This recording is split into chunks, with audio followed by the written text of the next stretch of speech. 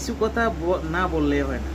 আপনারা ইদানিং দেখতেছেন কালকের থেকে যে ইফতারির জন্য আমরা বাংলাদেশের যে ফিটাফিটি, মানে লুঙ্গি ড্যান্সের মতো যেরকম লুঙ্গি আলগি দিয়া যে ফিটাফিটি শুরু হয়েছে। এক একজনের টোটা সিপে টিপে শেষ। সাধারণ 10 টাকা 5 টাকার ইফতারি নিয়ে, এই হলো আমাদের বাংলাদেশের আর কালচার। দেশে তো করে করে, দেশের বাইরে যাইও ছাড়ে না। এটা কি বেটা প্রধানমন্ত্রীর অনুষ্ঠান পাইছো যে ফিডে ফিডে ঘুরে খাইতে হইব? আমরা দেখতে পাচ্ছেন মনে হয়, দেখছেনও মনে হয়। আমি দেখি তো অবাক, মানে বাংলাদেশের প্রতিটা কান্ট্রির ভিতরে ইফতারির জন্য মারামারি ফিটাফিটি এটা অহরহরে হয়।